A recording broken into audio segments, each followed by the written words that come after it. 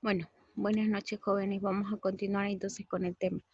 En esta oportunidad vamos a ver colon irritable. Vamos a revisar esta patología que es común en la parte del colon. Eh, les voy a mostrar un poquito sobre esta patología que formaría parte ya del segundo parcial, ya no del primer parcial. Prácticamente lo que hemos repasado en la primera clase, todo ha sido del repaso para dar el primer parcial, ¿no? Esto ya es temario para el segundo parcial, colon irritable. ¿Qué es el colon irritable, joven? Como su nombre indica, irritable colon. Es la irritación del colon por problemas neurológicos, ¿ya? Eso es el colon irritable.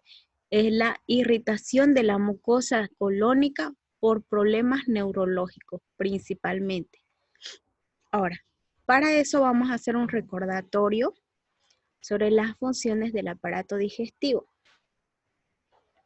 Ya habíamos visto las funciones del aparato digestivo, la función motora, la función secretora, la función digestiva, absortiva, de eliminación y también tiene función inmunológica gracias a la colonización bacteriana saprófita, ¿ya? Está integrada en respuestas coordinadas, está regulada minuto a minuto y está modulada por múltiples estímulos, ¿ya? Entonces les hago un recuerdo aquí un poquito sobre el intestino grueso, el colon nuevamente, la parte anatómica. El colon es la terminación prácticamente del tubo digestivo y mide 1,5 metros de longitud por 6 centímetros de diámetro, ¿ya? Tiene 4 porciones, bueno, comenzando por el ciego, colon ascendente, colon transverso y el colon descendente que viene junto con el sigmoide, el recto y el ano, que ya son la parte final. Este colon es el encargado, les dije, principalmente cuál es su función. Ya sabemos que tiene austras, que tiene tenias, que tiene los apéndices epiploicos. Hemos visto que a diferencia del intestino delgado, es más aumentado el diámetro, es 2 veces más el diámetro, ¿ya? Pero ¿cuál era la función del intestino grueso del colon? Su principal función es la absorción de agua y de los electrolitos. Esa es su principal función. La absorción de agua y de los electrolíticos. Cosa de que al finalizar termina formando la eliminación de las heces fecales. ¿Ya? Estas heces fecales son la degradación de todos todas las sustancias que no van a servir para nuestra absorción, todas las sustancias que prácticamente no tienen función esencial van a ser degradadas y eliminadas, ¿ya? Además, recordemos que el colon tiene abundante flora bacteriana y que fermenta residuos no digestivos que sintetiza la vitamina K y la vitamina B. Es muy importante eso. Entonces, fíjense que dentro del colon vamos a encontrar bacterias saprófitas que ayudan en la síntesis de la vitamina K y de la vitamina B. Ok.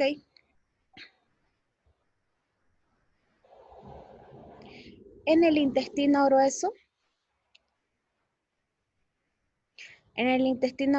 recordemos un poquito sobre las válvulas, la irrigación y la inervación, más que todo irrigación y inervación. Ya hemos visto la parte del colon, las 4 porciones, sus válvulas, la válvula ileocecal, la válvula de Gerlach, que es la comunicación con el apéndice, pero quiero hacerles recuerdo de la irrigación y la inervación del colon. La irrigación no tanto, porque ya la vimos en infarto mesentérico, ¿se acuerdan? Que estaba dada por la mesentérica superior y la mesentérica inferior. La mesentérica inferior que nos daba el tronco ilio biseco apéndico cólico y la cólica derecha. Y la mesentérica inferior nos va a dar la cólica izquierda y también el tronco de las simoideas y la recta superior.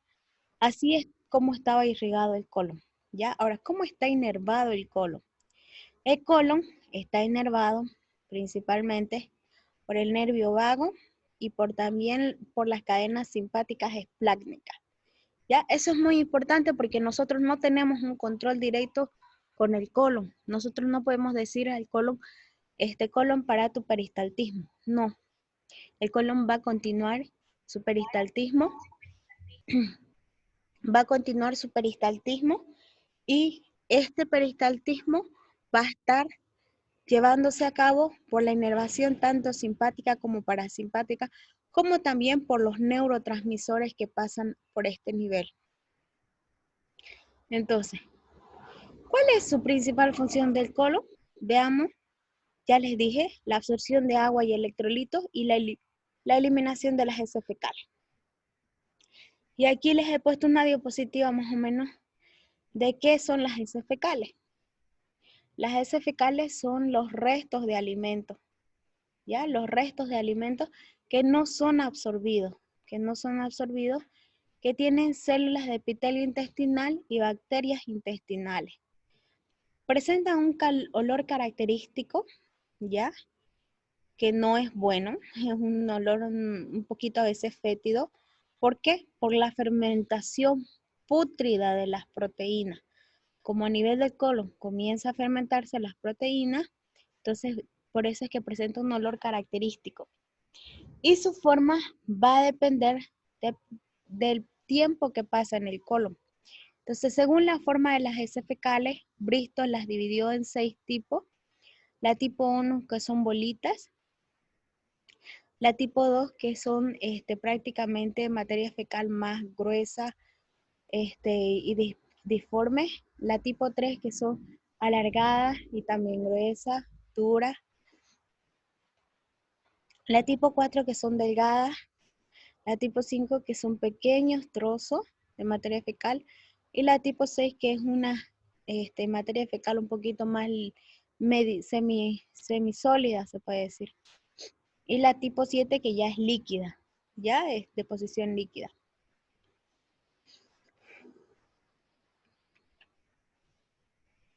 ¿Cómo está regulado el proceso digestivo? ¿Por qué vamos a hablar del proceso digestivo? Porque el proceso digestivo tiene mucho que ver con, ¿qué cosa? Con el colon irritable. Entonces, fíjense que la regulación del proceso digestivo está dado por un sistema nervioso. Como les dije, el sistema nervioso simpático y parasimpático, que estos nervios prácticamente perforan esta mucosa hasta la mucosa intestinal y llegan a la parte entérica, nervioso entérico, que es a la parte muscular, ¿ya? Regula la actividad del músculo liso de los intestinos, ¿ya? Entonces prácticamente estos mediadores llegan a través de estos nervios, tanto simpáticos como parasimpáticos, llegan a la mucosa intestinal, pero su principal función la van a hacer a nivel del músculo liso y de las glándulas. ¿Para qué? Para que haya peristaltismo, ¿ya? Entonces, estas fibras nerviosas pueden ser las fibras simpáticas y parasimpáticas, que las fibras simpáticas pueden activar y las parasimpáticas inhibir la función digestiva, ¿ya? La regulación hormonal mediada está dado por hormonas como la gastrina, la secretina y la colecistoquinina, que son hormonas que también van a ayudar a este proceso digestivo.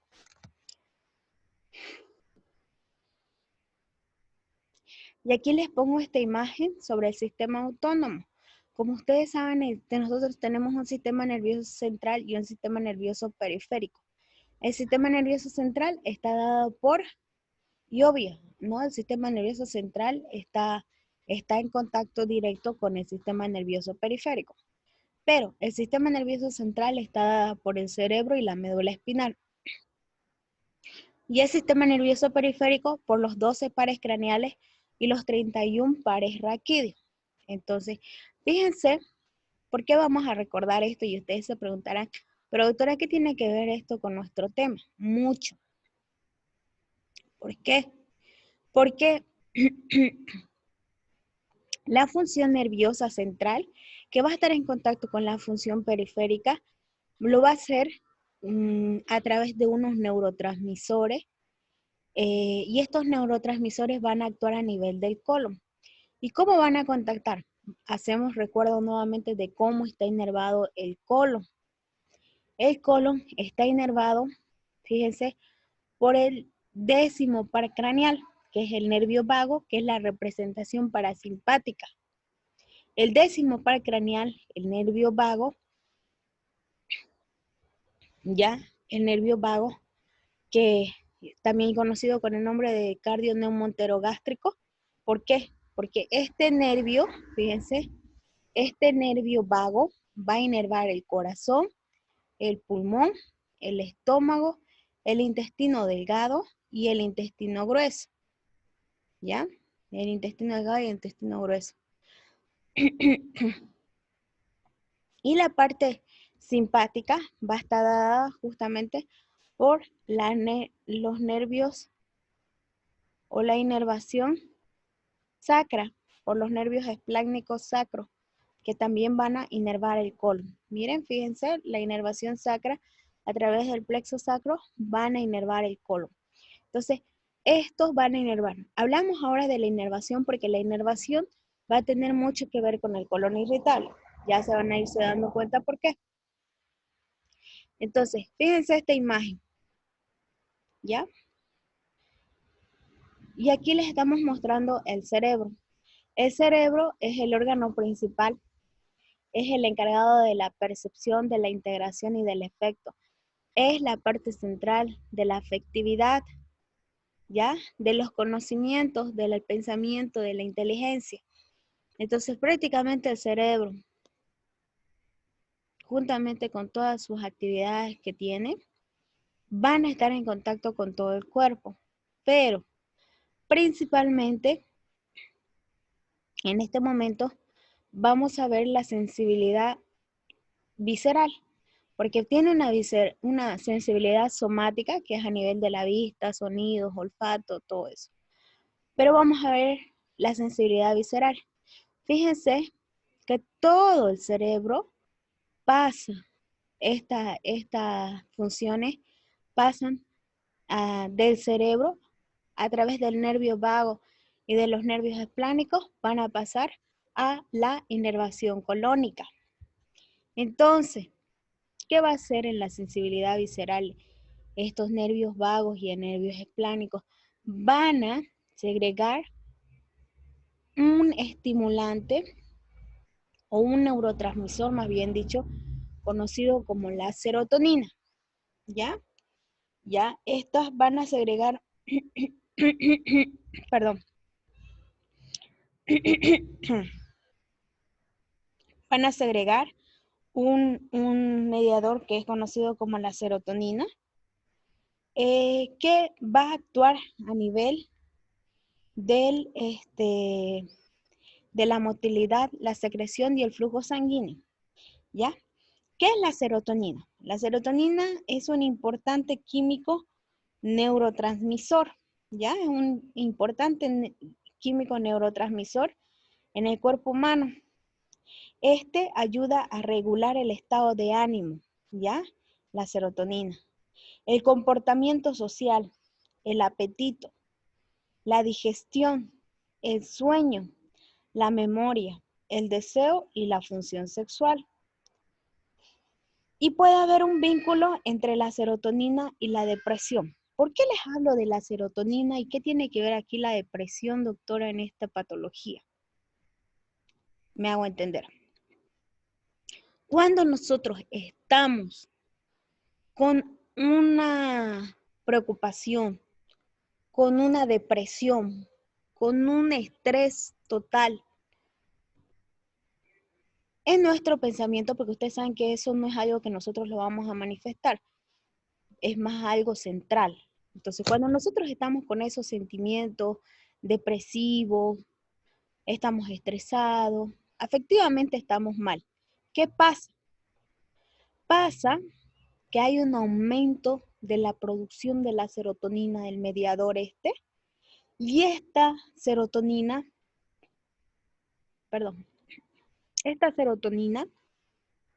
va a viajar a través de las terminaciones nerviosas, de nervios vagos, de los nervios esplánicos. Y a través de esta ¿Va a llegar a dónde? Esta serotonina va a llegar a la mucosa intestinal colónica. ¿Y qué puede hacer en la mucosa intestinal colónica? Cuando hay mucha producción de serotonina, esta puede aumentar el peristaltismo, disminuir el peristaltismo o producir una sensibilidad somática. En pocas palabras, para que me entiendan, cuando hay un aumento de serotonina y esta se transmite a la mucosa colónica, el paciente puede tener o estreñimiento o diarrea o dolor abdominal. No sé si les ha pasado, pero a mí me pasa constantemente a veces. Cuando estoy muy, por ejemplo, había un tiempo en el que estaba para un examen, justamente el examen de especialidad. Entonces uno está pues deprimido, está muy estresado porque tiene que estudiar, no sabe si va a ingresar o no, es un examen muy importante, es como un examen de grado, ¿no es verdad? Que decide cuál va a ser el rumbo de tu vida. Entonces es algo muy, justo todo ese tiempo me empezó a dar deposiciones líquidas, deposiciones líquidas. Yo no entendía por qué, yo dije comí mal o algo, pero solamente comí en la casa. Entonces, fíjese que eso es el colon irritable. Cuando una persona tiene algún problema neurológico, estrés emocional, afectivo, hay una hiperproducción de la serotonina y esta pasa a través de los nervios vagos y de los nervios esplánicos simpáticos hacia la mucosa colónica. Y esto te puede hacer, uno, que tengas estreñimiento, disminuir el peristaltismo y provocarte un estreñimiento, aumentar el peristaltismo y provocarte deposiciones líquidas, o y, provocar una inflamación a nivel de la mucosa intestinal y producir dolor abdominal. Entonces es así. Las células enterocromafines dice segrega serotonina, la serotonina se une a los receptores en los nervios que modulan la motilidad, secreción y sensibilidad. La serotonina la introduce en las células epiteliales para su inactivación. ¿Ya? Entonces es así. Entonces hay neuronas que son motoras excitatorias y inhibitorias. Y esto va a depender para que se produzca una contracción o una relajación. Ok, no sé si me han entendido hasta ahí. ¿Todo bien? Entonces, vuelvo a repetir. Doctora, una pregunta, doctora. Sí, Esta serotonina cuando iba a la mucosa ¿cómo se? Colónica, perdón, perdón. cuando la serotonina va a la mucosa, ¿cómo se llama esa mucosa? A la mucosa intestinal. ¿Intestinal se llama? Claro, o sea, Ah, la ya. Ya. serotonina, No bueno, lo en anoté. realidad la serotonina se produce a nivel del mesencéfalo, en el sistema nervioso, pero es el mediador que se produce siempre cuando hay emociones, afectividad, o sea, depresión, estrés. Cuando hay eso, produces más serotonina. Siempre produces, ¿no? Pero cuando estás más estresado o estás más deprimido, entonces se, se aumenta la producción de la serotonina. Y esa serotonina va a viajar a través de los nervios periféricos. En este caso tomaríamos en cuenta el nervio vago, que es el que va a inervar el colon, y los nervios esplánicos simpáticos, cadenas simpáticas sacras, van a llegar hasta el colon. Entonces, van a segregarse a nivel del colon y van a producir, como les digo, uno, aumento del peristaltismo porque tiene funciones digestivas, o disminuir el peristaltismo o provocar una sensibilidad e irritación de la mucosa intestinal colónica.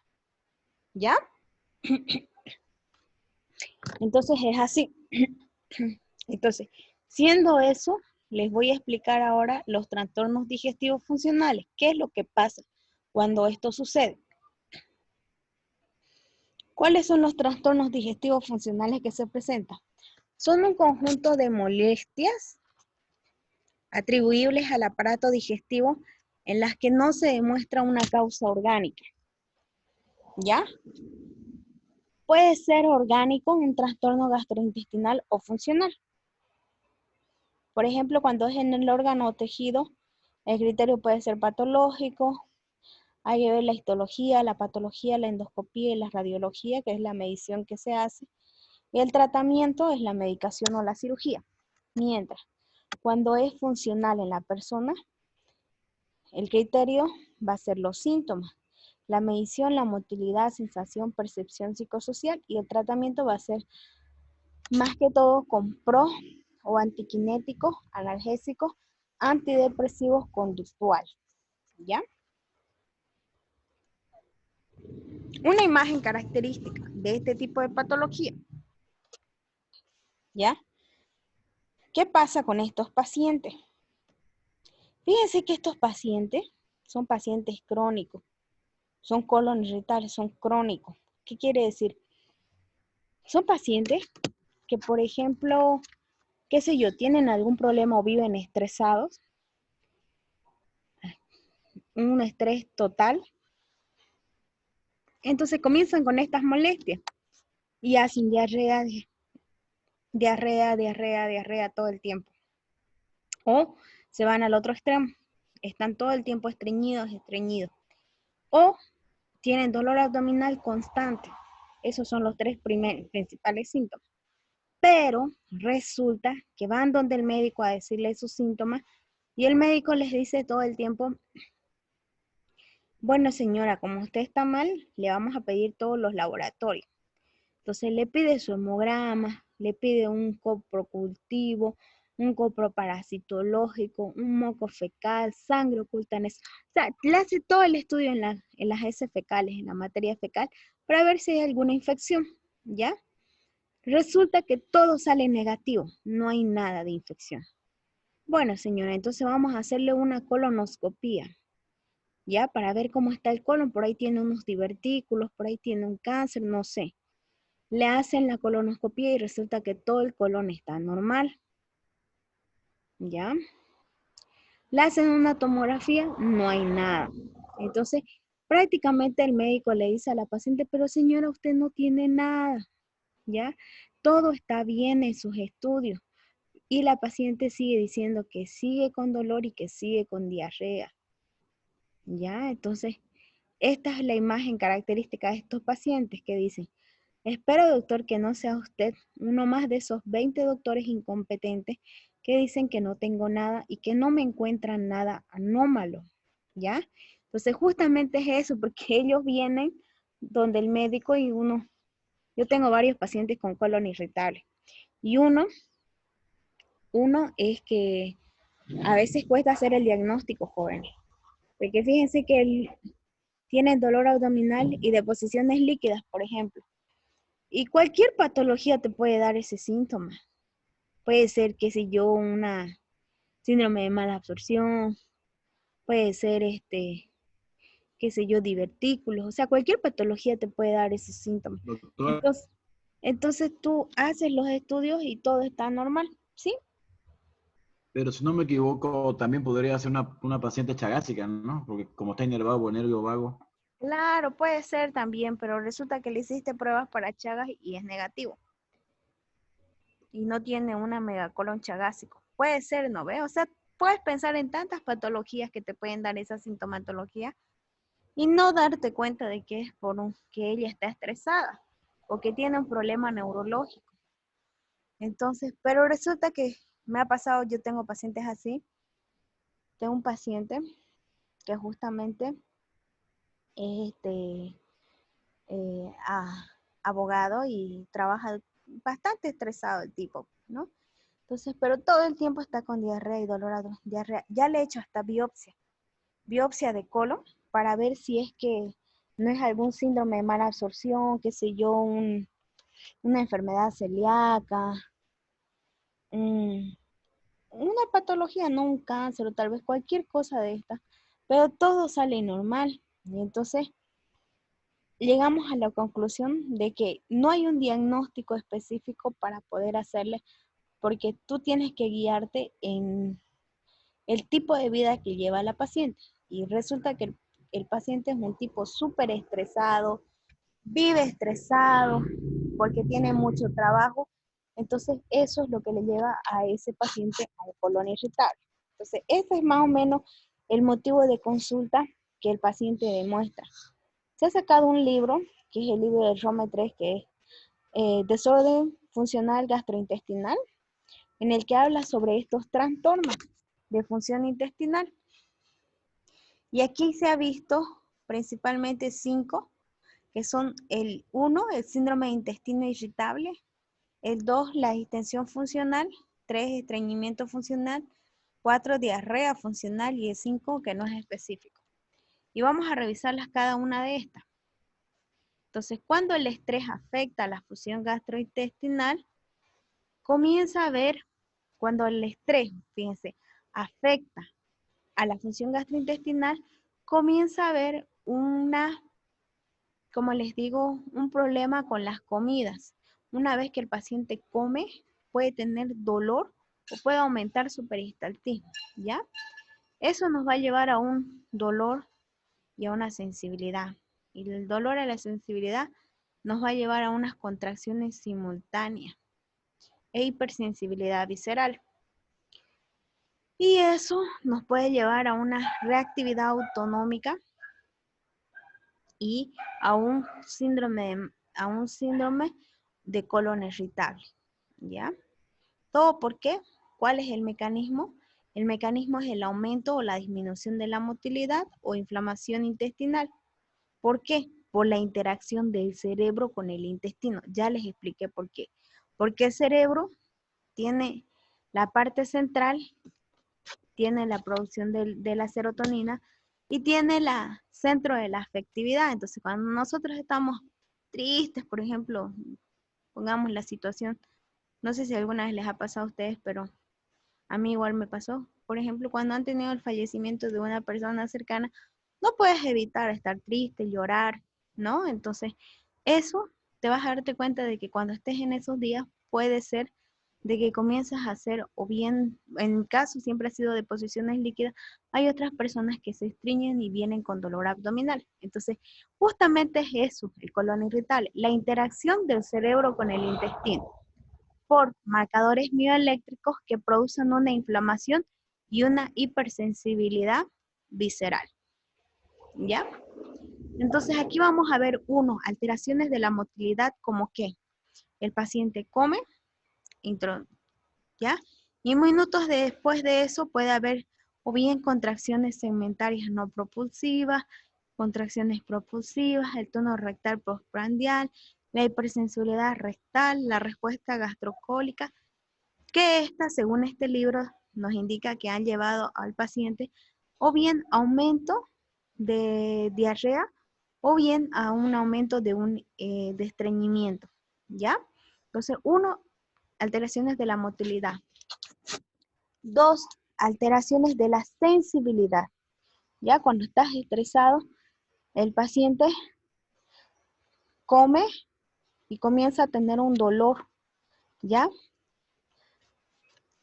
Este dolor puede ser producido por una hipersensibilidad visceral y la hipersensibilidad, que es la hiperalgesia o alodinia, es producido por la sensibilidad, puede producir, más bien dicho, una sensibilidad en el órgano, produciendo una inflamación de la mucosa y una distensión mecánica. Y en el sistema nervioso, una modulación, cortes o vías cerebrales, hiperexcitabilidad medular y también puede haber una sensibilización postinfecciosa o por una neuropatía, ¿ya? Alteraciones en la sensibilidad visceral, ¿como qué? Como estímulos anormales, estímulos perceptivos sobre el intestino, a inflamación aguda, que puede ser por una infección u otro, y un traumatismo neurológico. ¿Qué quiere decir? Puede ser por estímulos anormales, ¿ya? Anormales como estímulos repetitivos. Inflamación del intestino o puede por traumatismo neurológico. Por ejemplo, un paciente que haya pasado por una cirugía larga o una cirugía de cáncer, por ejemplo, ¿no? Entonces, estos pacientes igual. Entonces, ¿cómo funciona esto? Vuelvo a repetirle. La producción de la serotonina, estimulación, viaja a través de los nervios. Fíjense, viaja a través de los nervios periféricos y llegan justamente a la estimulación repetitiva del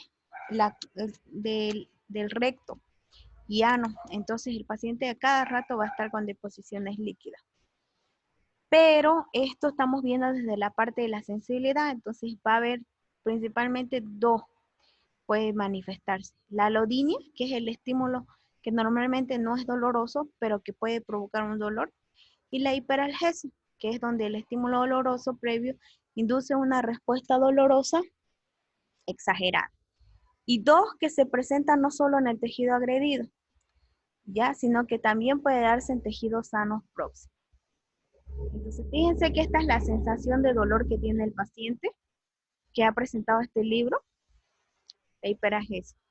El 4 es la posinfección, cuando el paciente recién ha pasado por una infección, por ejemplo, qué sé yo, como les digo, una salmonelosis, no sé si les ha pasado, pasan por una salmonelosis y obvio ya están con ese miedo de comer cualquier cosa, ¿no? Porque les da miedo que nuevamente tengan los mismos síntomas. Entonces, por esa preocupación pueden hacer también un colon irritable postinfeccioso. No es por la infección, vuelvo a repetir, sino por la preocupación de la infección que acaban de pasar. Entonces, ¿por qué se produce la fisiopatología? Por una inflamación de la mucosa gastrointestinal, una alteración de la permeabilidad mucosa y una alteración de la flora colónica, una alteración motora o una hipersensibilidad visceral. ¿Ya? Entonces, justamente por eso. ¿Y cuáles van a ser los factores que nos pueden predisponer a esto? Factores dependientes del agente etiológico y factores dependientes del huésped, ¿ya? Entonces, el paciente acaba de pasar por una infección y puede tener un síndrome de colon irritable. ¿Ya? ¿Y cómo hacemos el diagnóstico? El diagnóstico ustedes pueden pedir sus laboratorios de rutina y todo va a estar normal. Piden sus test en materia fecal que son el coproparasitológico, el moco fecal, el coprocultivo, sangre oculta en heces, todos los exámenes de heces y todo está normal. Hacen estudios más a profundidad como la sigmoidoscopía o colonoscopía, que es introducir la cámara a través del colon y observar todo el colon, ¿ya? Y todos los estudios están normales. Puedes pedir tomografía y todo lo que quieras, todo está normal. Es una evaluación diagnóstica según ROME 3, ¿ya? Entonces, todo está normal, jóvenes. ¿Por qué? Porque el problema principal es neurológico. Entonces, no se olviden, cuando hagan, vuelvo a repetirles, el diagnóstico a veces es difícil de hacerlo, porque el paciente te dice, doctora, estoy con dolor y con diarrea. Entonces, pero doctora, no me pasa todo el tiempo y mire, ya me han hecho este estudio, ya me han hecho otro, y nada, ¿ya? Entonces, prácticamente el paciente está con ese problema constantemente y no hay diagnóstico que le haga. Entonces, ¿cómo hacemos el tratamiento? Pero doctora, entonces no tiene nada, pero ¿qué vamos a hacer entonces con estos pacientes? Cuando el paciente hay que hacer primero que nada un abordaje individualizado, ver qué problemas tiene el paciente, qué estrés, cuál es la afectividad que tiene. Y según a esto vamos a ver si tiene predominio del estreñimiento. Si es predominio del estreñimiento, hay que aumentar los líquidos, darle alimentos que sean más laxativos como la papaya, el ciruelo, fibra, ¿ya? Medidas dietéticas. Si en caso no funcionan las medidas dietéticas, podemos utilizar laxante. ¿Ya? 2, 3 días que no hagan deposiciones, utilizamos laxante. Cuando hay predominio de la diarrea, pacientes que hacen constantemente deposiciones líquidas, ayudamos con los alimentos, la alimentación seca, arroz, papa, o sea, cosas que no sea nada casi líquido. Y en caso si no funcionan estas, damos espasmolíticos o la loperamida. Cuando hay dolor abdominal, en estos casos, más que todo utilizamos los espasmolíticos para ayudar al peristaltismo y ya los antidepresivos en último caso. ¿Ya? ¿Por qué antidepresivos? Porque les estoy diciendo que el problema es central neurológico, no es el colon en realidad, pero obviamente este problema neurológico está afectando al colon, a eso se llama colon irritable. Entonces, se debe hacer el manejo de los factores estresantes asociados. Se puede utilizar antidepresivos y algo muy importante, explicar correctamente al paciente su enfermedad. Tienes que hacerle entender de que su problema es que el paciente tiene un colon irritable por los problemas neurológicos, porque todos sus laboratorios, todo está normal. Entonces, ¿qué tratamiento le doy, doctora? Entonces, ¿cómo puedo solucionar su caso si no tiene nada? A todo, primero que nada, hay que hacerle una buena relación. Hay que hacerle un tratamiento continuo y educación y revalorarlo con sus problemas neurológicos. Esta es una patología que se maneja multidisciplinariamente. No solamente lo maneja el gastroenterólogo, sino también lo maneja el psicólogo, ¿ya? Porque hay que hacer tratamiento con el psicólogo. Entonces, cuando es de repente, doctora, estoy en exámenes y tengo este problema. Entonces, en esos días que está en examen, podemos utilizar, es leve. Tienes un colon irritable, pero es leve, solamente es cuando estás muy, muy preocupada.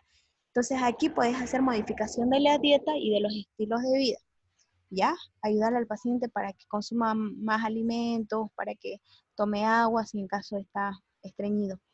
Cuando es moderado, ¿qué quiere decir? Ya mucho tiempo que está con deposiciones líquidas o en el otro caso con, con estreñimiento, en estos ya utilizamos fármacos sobre la motilidad o sensibilidad. ¿Qué quiere decir? Sobre la motilidad, si está estreñido, utilizamos laxantes. Si está con diarrea, utilizamos loperamida, ¿ya? Y hacemos un tratamiento psicológico, ¿ya? Ya hay que comenzar a manejar la parte de la depresión y de los problemas neurológicos. Cuando es severo, jóvenes, cuando ya el paciente todo el tiempo, por ejemplo, había un paciente que entró al hospital San Juan de Dios y que tuvo quemaduras graves de todo el cuerpo, o sea, prácticamente su cara y sus brazos quedaron totalmente desfigurados. Entonces el paciente, la primera semana, claro, se hacía curar todo. Segunda semana comenzó a tener diarrea, diarrea, diarrea. Y le hicimos todos los estudios habidos y por haber. Hicimos una interconsulta con psicología, psiquiatría, pensando en un colon irritable. Y evidentemente el paciente estaba totalmente irritable y mal. Justamente ¿por qué? Porque su cara había quedado desfigurada, ¿no es verdad? Entonces, en estos casos ya utilizamos antidepresivos y tratamiento de dolor y metas realistas. ¿Ya? Entonces, para terminar, el colon irritable desde hace 15 años que tiene, estos son los tipos de consultas del paciente. Tengo gases en la barriga que me comprimen el pecho, así te lo va a decir. Me parece que tengo una depresión senil porque estoy disgustado y tengo malestar abdominal. Desde hace 3 meses, a raíz de problemas familiares, tengo molestias abdominales que alivian al defecar y expulsar gas. Esas son las maneras en las que el paciente te va a presentar. No sé si tienen alguna pregunta, jóvenes, con eso prácticamente hemos finalizado el tema. ¿Preguntas? ¿Nada? ¿Todo claro? Clarísimo. Jóvenes, ¿todo claro?